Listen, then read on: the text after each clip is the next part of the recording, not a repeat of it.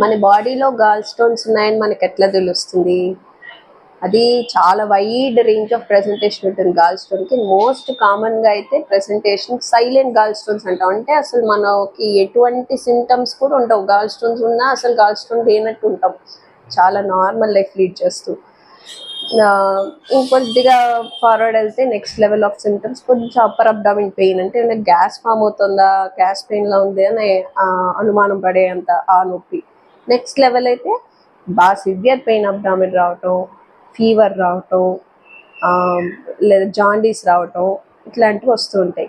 So మరి ఇంత silent gall stone ఎందుకు ప్రజెంటేషన్కి వెళ్తుంది, ఎందుకు సిమ్టమ్స్ వస్తున్నాయి, సైలెంట్గా ఉన్నదానికి ఎందుకు సిమ్టమ్స్ వస్తున్నాయి? ఒకటి, గాల్ బ్లాడర్ ఇరిటేషన్ క్రియేట్ చేసి కొలిసిస్టైటిస్ అంటాం వాటిని. గాల్ బ్లాడర్ ఒక ఇరిటేషన్ మొదలవుతుంది గాల్ స్టోన్ మూలన. అందువల్లైనా, లేదా ఆ గాల్ స్టోన్ స్లిప్ అయిపోయి ఆ ట్రాక్లోకి వెళ్ళిపోతే పర్వాలేదు, వెళ్ళిపోకుండా అక్కడ ఎక్కడైనా అడ్డం పడింది కదా, అబ్స్ట్రక్షన్ అనమాట అది. దాని మూలాన మనకు వచ్చే సిమ్టమ్స్ అనమాట. ఇవన్నీ కొంచెం లైఫ్ థ్రెటనింగ్ సిమ్టమ్స్ దాకా వెళ్తాయి. అంటే కొలిసిస్టైటిస్ కానీ, ప్యాంక్రిటైటిస్ కానీ, ఇవన్నీ లైఫ్ థ్రెటనింగ్ సిమ్టమ్స్. సో ఎప్పుడైనా సైలెంట్ గాల్ స్టోన్స్ అంటే మనలో గాల్ స్టోన్ ఉంటే మనకు అల్ట్రాసౌండ్లోనే తెలుస్తుంది. ఇంకేదో కారణం స్కాన్ చేసుకున్నప్పుడు మనకి గాల్ స్టోన్ ఉన్నాయని తెలుస్తూ ఉంటుంది. సో అటువంటి పరిస్థితిలో we have to take care. మనకి దానికి సర్జరీ నీడ్ ఉందా లేదా అనేది ఒకసారి డాక్టర్ని కన్సల్ట్ చేసుకుని తెలుసుకోవడం బెటర్.